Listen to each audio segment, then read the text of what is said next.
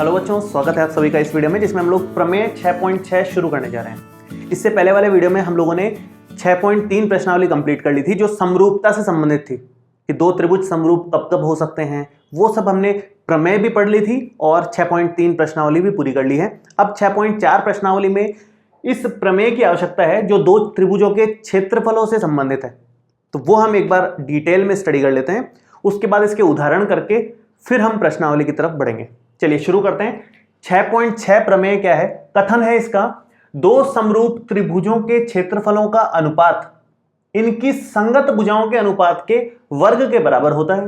बहुत सिंपल सा स्टेटमेंट ले रखा है कि दो समरूप त्रिभुज हैं, समरूप दे दिया पहले से ही क्वेश्चन में, उनके क्षेत्रफलों का अनुपात ले लो, वो उनकी संगत भुजाओं के अनुपात के वर्ग के बराबर होगा।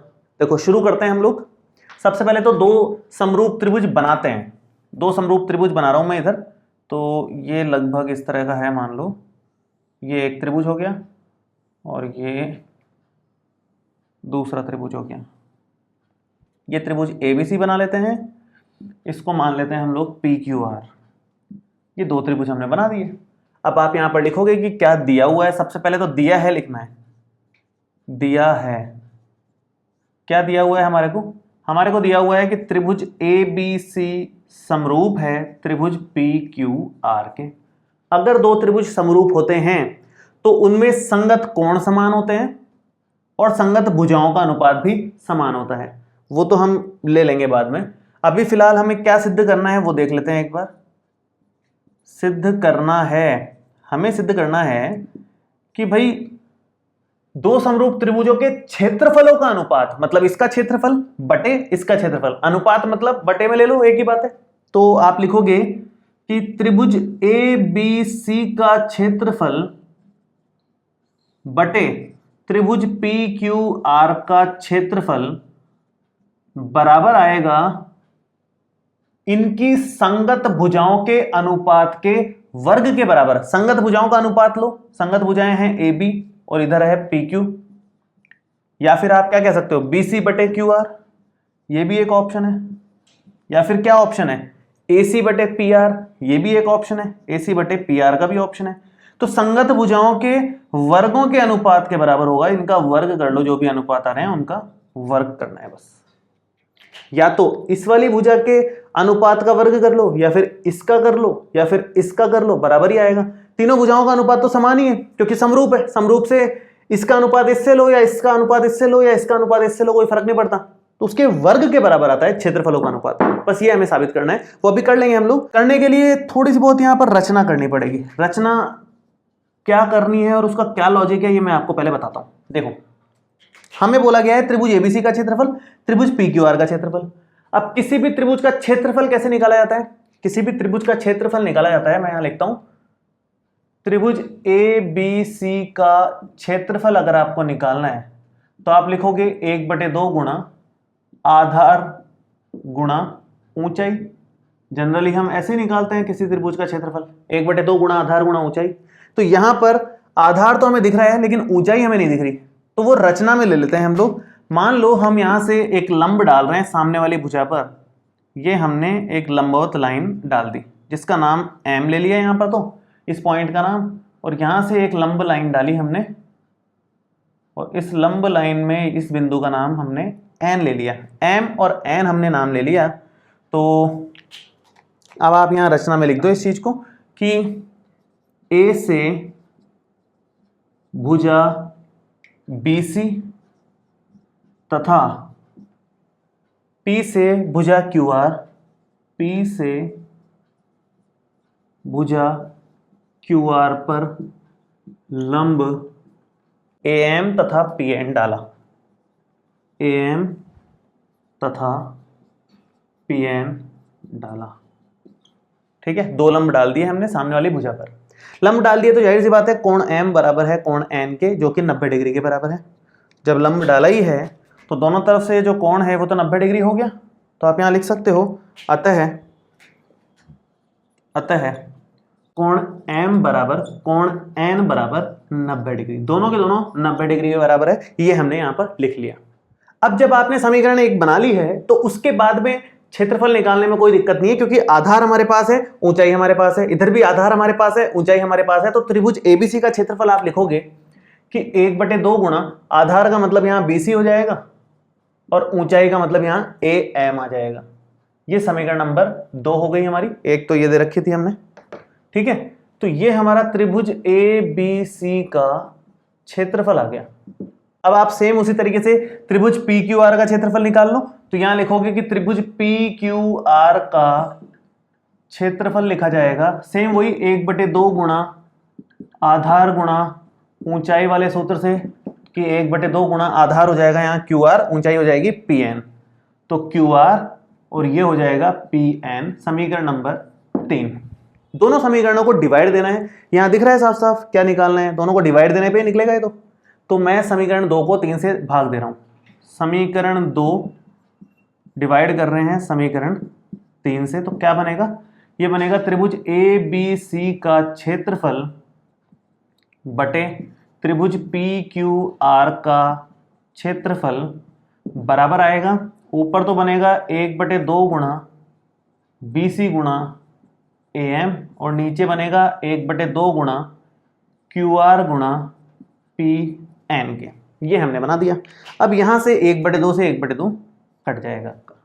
क्या बचा, यहां पर बच रहा है हमारा कि बी सी बटे क्यू आर गुणा ए एम बटे पी एन, ऐसा कुछ बच रहा है यहां पर। इसको मैं समीकरण नंबर 4 दे रहा हूं। अब इसकी हेल्प से हम ये लेके आएंगे, हमें लाना तो कुछ और था, हमें लाना था ए बी बटे पी क्यू का स्क्वायर आ जाए, या बी सी बटे क्यू आर का स्क्वायर आ जाए, या ए सी बटे पी आर का स्क्वायर आ जाए। लेकिन केवल बी सी बटे क्यू आर यहां दिख रहा है, उसका स्क्वायर नहीं दिख रहा, मतलब ये भी बी सी बटे क्यू आर ही होता है, या तो तब कुछ बात बनती। तो कहने का मतलब यहां कुछ और भी कैलकुलेशन की आवश्यकता है जो समीकरण 4 में की जाएगी। तो समीकरण 4 का इधर वाला हिस्सा मैं एक बार लिख देता हूं कि त्रिभुज एबीसी का क्षेत्रफल यहां पर लिखा हुआ था और नीचे त्रिभुज पी क्यू आर का क्षेत्रफल। ठीक है, ये हमारी समीकरण नंबर 4 है जिसका हम उपयोग करेंगे आगे कहीं पर आगे सॉल्व करने में। अब देखो कैसे लेके आना है उनकी वैल्यू, मतलब ये दोनों सेम कैसे लेके आने हैं। ये दोनों सेम लाने के लिए मैं इन दो त्रिभुजों की बात करता हूं, एक तो ये त्रिभुज और एक ये त्रिभुज, दोनों जो छोटे त्रिभुज हैं, इनको समरूप अगर साबित कर दें तो उसी में आ रहा है ना ये ए एम बटे पी एन। हमें आंसर में तो चाहिए नहीं ए एम बटे पी एन, वो हटाना पड़ेगा। ये अगर आपको हटाना है तो आपको इन दो त्रिभुजों की मदद लेनी पड़ेगी, क्योंकि इसमें ए एम बटे पी एन मिल जाएगा। चाहो तो इधर वाले दो त्रिभुज ले लो, चाहो तो इधर वाले दो त्रिभुज ले लो, वो आपकी चॉइस है। दोनों से सेम आंसर आएगा, उससे कोई फर्क नहीं पड़ेगा। ये वाले त्रिभुज भी ले सकते हो और इधर वाले भी दोनों त्रिभुज ले सकते हो। तो हम इधर वाले ले रहे हैं फिलहाल, तो आप चाहो तो अपनी कॉपी में दूसरा कर लेना, कभी एक्सपेरिमेंट करो जब। तो आप लिखोगे कि त्रिभुज ए बी एम तथा त्रिभुज पी क्यू एन से क्या क्या होगा इसमें। एक तो कोण एम और कोण एन तो बराबर है, वो तो हमने समीकरण 1 में भी लिखा है। दूसरा कोण बी बराबर है कोण क्यू के। क्यों? उसका रीजन ये है क्योंकि दोनों त्रिभुज समरूप हैं, त्रिभुज एबीसी और त्रिभुज पी क्यू आर समरूप हैं, इसलिए ये कोण भी बराबर होंगे। तो जब दो कोण बराबर हो जाएंगे इन दोनों त्रिभुजों में तो ये दोनों त्रिभुज समरूप साबित हो जाएंगे और उससे फिर हम आगे इसका अनुपात निकाल पाएंगे। तो ये ओवरऑल मैंने बता दिया कि हम आगे क्या करने वाले हैं। मैं इन दोनों त्रिभुजों को शुरू करने से पहले इसके अनुसार पहले कोण बराबर कर रहा हूं और भुजाओं का अनुपात बराबर कर रहा हूं, फिर मैं इन दोनों त्रिभुजों को लूंगा। ठीक है, तो पहले मैं इसके अनुसार जो जो समीकरणें बन सकती है वो बना लेता हूं। कि हमें दिया है चूंकि त्रिभुज ए बी सी समरूप है त्रिभुज पी क्यू आर के, अतः संगत कोण समान, संगत कोण तो होंगे समान, तथा संगत भुजाएं समानुपाती होंगी। ठीक है, तो संगत कोण समान करो, कोण बी को समान कर लो कोण क्यू के, कोण बी को समान कर लो कोण क्यू के। हमें और किसी की आवश्यकता है ही नहीं, इसलिए मैं और कुछ लिख ही नहीं रहा हूं। कोण ए को पी के समान करने की आवश्यकता नहीं है, कोण सी को कोण आर के समान करने की आवश्यकता नहीं है, क्योंकि उसका यूज नहीं आएगा कहीं पर रखने के लिए, इसी का यूज आएगा। तो मैं केवल इतना ही लिख रहा हूं, जिसका यूज आए उतना लिख लिया करो, फालतू क्यों लाइंस बढ़ाएं। उसके बाद भुजाओं का अनुपात समान कर लो कि ए बी बटे पी क्यू, ये पूरा लिखूंगा मैं, ए बी बटे पी क्यू बराबर है बी सी बटे क्यू आर, बी सी बटे क्यू आर बराबर है ए सी बटे पी आर के, ए सी बटे पी आर के। ये समीकरण नंबर 6 हो गई। ठीक है, ये दोनों हमारे काम की चीजें आई। समीकरण 6 तो इसलिए बहुत ज्यादा काम की है क्योंकि उससे ये तीनों वैसे ही बराबर हो जाएंगे। इन तीनों में से कोई एक साबित हो गया तो तीनों साबित हो गए, क्योंकि पूरी लाइन का वर्ग कर दे तो यही लाइन आ जाती है। ठीक है, अब मुझे कुछ मिटाना पड़ेगा, तो मैं एक काम कर रहा हूं, ये हिस्सा मिटा रहा हूं और इसमें आगे करता हूं। देखो, अब मैं इन दो त्रिभुजों को ले रहा हूं समरूप साबित करने के लिए। तो आप यहां लिखोगे कि त्रिभुज ABM तथा त्रिभुज PQN में, इनमें क्या क्या हम देख पा रहे हैं? हम देख पा रहे हैं कि कोण B बराबर है कोण Q के। कोण B बराबर है कोण Q के किससे? समीकरण नंबर 5 से आप डायरेक्ट यहां लिख सकते हो। दूसरी बात, और समीकरण 1 से आप कह सकते हो कि कोण M बराबर है कोण N के। तो यहां पर कोण M बराबर कोण N लिखोगे, कहां से? समीकरण नंबर 1 से। और दो कोण समान हो गए, इसका मतलब कोण कोण समरूपता लग जाएगी यहां पर। तो आप यहां लिखोगे अतः कोण कोण समरूपता से, कोण कोण समरूपता से दोनों त्रिभुज समरूप हो गए। तो त्रिभुज ABM समरूप है त्रिभुज PQN से। अतः संगत भुजाएं, संगत भुजाओं से ही अपने को काम है, कोणों से काम नहीं है। संगत भुजाएं समानुपाती होंगी, समानुपाती होंगी, है ना। तो लिखो आप AB बटे PQ बराबर होगा AM बटे PN के, AM बटे PN के बराबर होगा BM बटे QN के। लेकिन इसकी कोई जरूरत नहीं है, इसलिए मैं लिख नहीं रहा हूं इसको, केवल इतने से काम चल जाएगा अपना। तो मैं ये 7 नंबर इक्वेशन बना करके इसको लिख देता हूं। अब इसका इस्तेमाल करना है, देखो कैसे। हमें तो इस समीकरण से मतलब था, जो कि समीकरण नंबर 4 था, है ना। इस समीकरण में मान रखना था। तो सबसे पहले तो मैं AM बटे PN का मान रखूंगा, क्या? AB बटे PQ।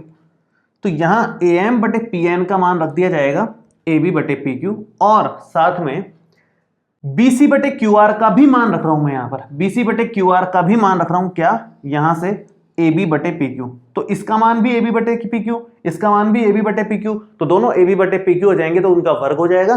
तो ये AB बटे PQ के वर्ग के बराबर साबित हो जाएगा।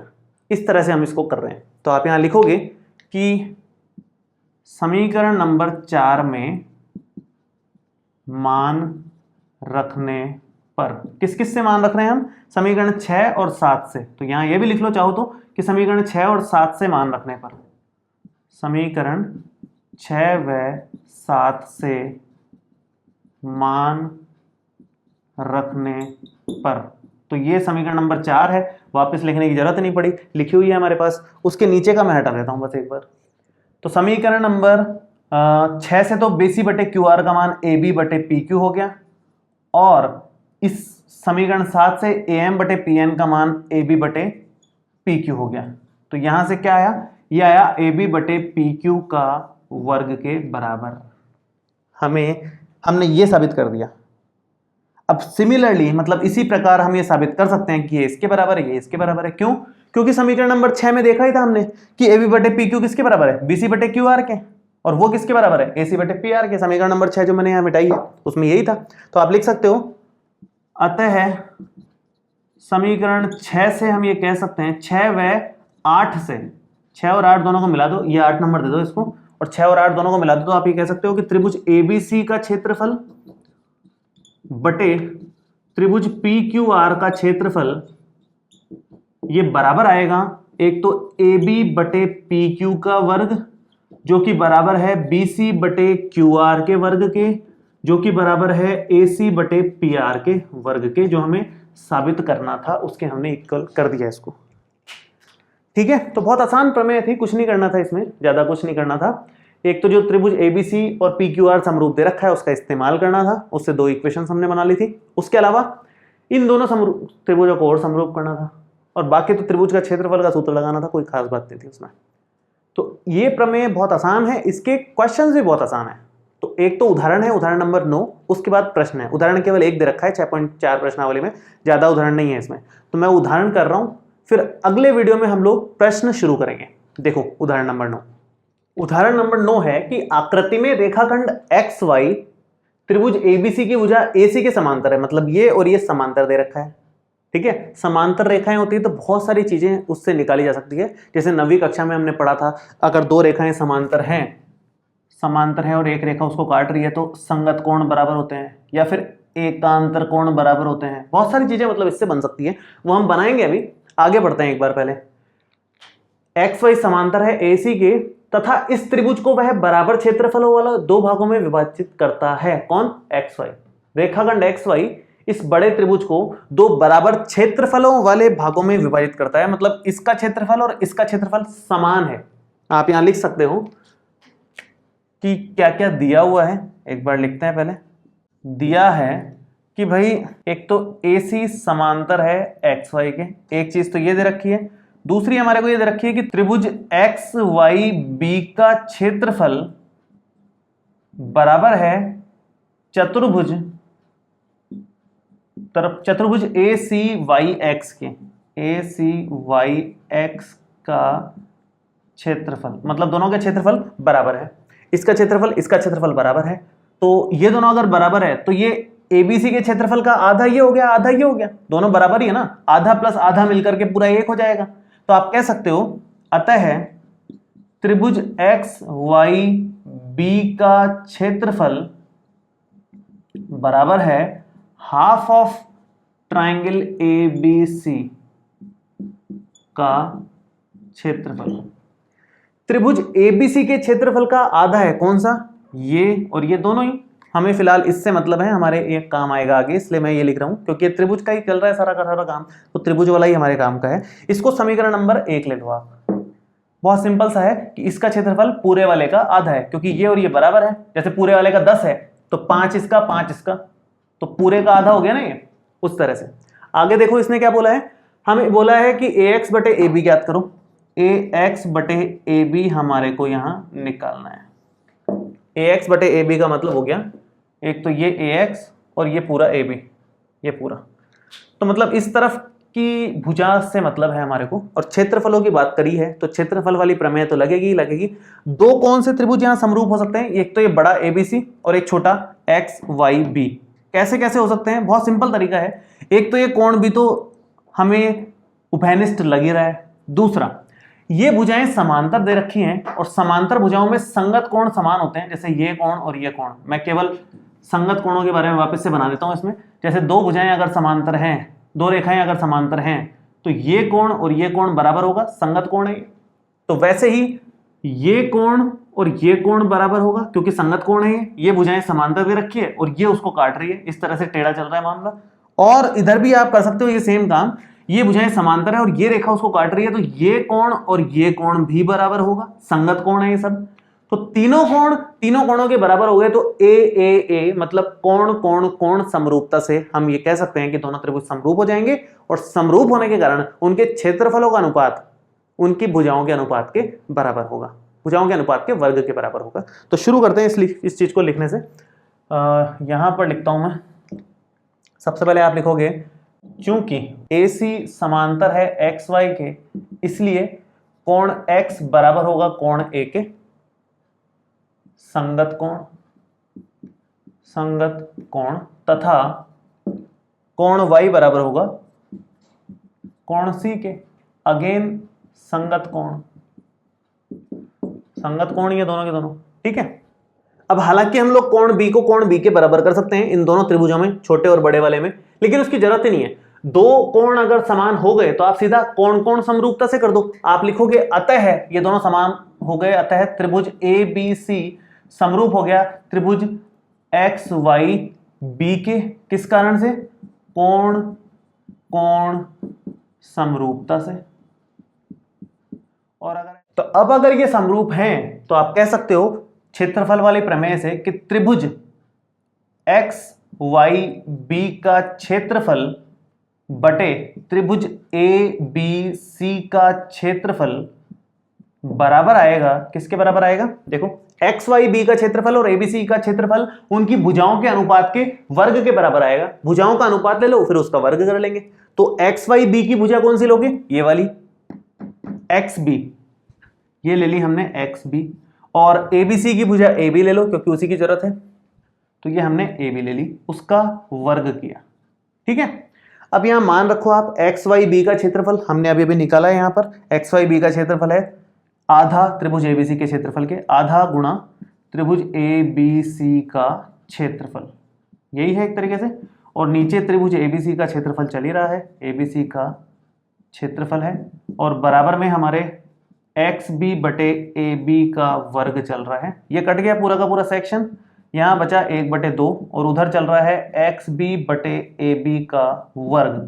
तो आप वर्ग हटा करके अंडर रूट लगाओगे तो एक का अंडर रूट तो एक ही होता है, दो का अंडर रूट 2 लिखा जाएगा, बराबर में एक्स बी बटे ए बी। ठीक है, अब यहाँ पर एक्स बी बटे ए बी नहीं निकालना था, ए एक्स बटे ए बी निकालना था। हमने तो एक्स बी बटे ए बी निकाल दिया, जबकि निकालना था ए एक्स बटे ए बी। तो ए एक्स निकालना है एक्स बी की मदद से, तो आप दोनों तरफ -1 कर दो, अपने आप आ जाएगा। -1 करते ही काम बन जाएगा आपका। देखो कैसे करेंगे, यहां पर आप लिखोगे 1/√2 -1 बराबर एक्स बी बटे ए बी और -1। देखो यहां ध्यान देने वाली बात यह है, हमने थेल्स प्रमेय में भी ऐसा किया है, एक साइड आपको पता है दूसरी निकालनी है उसकी मदद से, तो आप -1 कर लेते हो, तो उससे आराम से निकल जाती है। थेल्स प्रमेय में हमने कई सारे क्वेश्चन इस तरह के किए हैं, तो वही सब कर रहे हैं, वापस से एक तरीके से समझ लो। यहाँ एलसीएम लोगे आप, एलसीएम में क्या आएगा, यहाँ √2, तो यहाँ √2 आ गया एलसीएम में, और यहाँ बन गया 1 - √2, 1 - √2 बराबर में आया। ये एलसीएम यहाँ लोगे तो ए बी एलसीएम में आ जाएगा, तो x b minus a b बटे में ए बी, ठीक है। एक्स बी में से ए बी माइनस हो सकती है क्या, एक्स बी तो बड़ी है, ए बी छोटी है, माइनस नहीं हो सकती, तो माइनस कॉमन लेना पड़ेगा। यहाँ से उल्टा हो रहा है क्योंकि ये माइनस यहाँ से भी कॉमन लो इसके हिसाब से, तो माइनस यहाँ से कॉमन लिया तो √2 में से 1 जाएगा और नीचे √2 बचेगा। इधर से माइनस कॉमन लोगे तो यहाँ से ए बी माइनस एक्स भी हो जाएगा, माइनस कॉमन लेते ही उल्टा हो जाता है, या कह लो कि साइन चेंज हो जाते हैं। साइन चेंज मतलब जैसे ये एक्स बी प्लस का था यहाँ माइनस का हो गया, ए बी माइनस का था यहाँ प्लस का हो गया, माइनस कॉमन लेने से साइन बदल जाते हैं, प्लस से माइनस, माइनस से प्लस, और ये माइनस से माइनस कट भी गया। अब आप a b minus x b को आराम से, a b minus x b को आराम से ए एक्स लिख सकते हो। तो यहाँ पर आप लिखोगे कि ये ए एक्स बटे ए बी हमारे पास आ गया √2 - 1 बटे √2, ये हमारा फाइनल आंसर आया। अब मोस्टली क्या होता है कि हम लोग √ को डिवाइड में नहीं रखते हैं, डिवाइड में √ से फ्री रखते हैं हम लोग। तो डिवाइड से √ हटाने का क्या तरीका है, परिमेयकरण कर लो, ज्यादा से ज्यादा इतना कर सकते हो। बाकी आंसर तो आ चुका है, फिर भी कुछ बुक्स में इस तरह से किया रहता है कि नीचे √ नहीं रखते हैं, तो नीचे √ नहीं रखो तो क्या बनेगा, ए एक्स बटे ए बी बराबर हमें दे रखा है √2 माइनस 1 बटे √2, और आप बस इतना कर लो कि √2 से ऊपर नीचे मल्टीप्लाई कर लो, √2 यहाँ, √2 यहाँ पर, परिमेयकरण हो जाएगा इसका। तो ये हो जाएगा √2 जब √2 से गुणा होगा तो √2 का स्क्वायर हो जाएगा, माइनस में जब 1 से गुणा होगा तो √2 रह जाएगा, नीचे 2 बार √2 है तो इसका भी स्क्वायर लिखोगे, स्क्वायर से √ कट जाता है तो ये 2 माइनस √2 हो गया, और नीचे सिंपल 2 हो गया, स्क्वायर से √ फिर से कट गया। तो ये हमारा फाइनल आंसर है। चाहो तो ये लिख दो, चाहो तो ये लिख दो, दोनों एक ही बातें हैं, कोई दिक्कत नहीं है। ये लिखना ज्यादा ठीक रहेगा क्योंकि हम नीचे √ नहीं रखते हैं। ठीक है, तो हमने ये प्रश्न कर लिया है, बहुत आसानी से क्वेश्चन सॉल्व हो गया है। हमने क्षेत्रफल वाली प्रमेय का इस्तेमाल किया, किस तरह से इस्तेमाल किया है ये आपने अगर ध्यान से देखा है तो आगे अगली प्रश्नावली में, मतलब 6.4 प्रश्नावली में आपको बिल्कुल दिक्कत नहीं आने वाली। बहुत आसान प्रश्नावली है और केवल इस प्रमेय की मदद से हम आसानी से उसको हल कर सकते हैं। ठीक है, तो हम अगले वीडियो में उस प्रश्नावली को शुरू करेंगे। इस वीडियो में आपको कोई भी डाउट हो तो आप नीचे कमेंट बॉक्स में लिख सकते हैं, और ये वीडियो कैसा लगा ये भी कमेंट करके जरूर बताएं। मिलते हैं आपसे अगले वीडियो में। Thank you so much.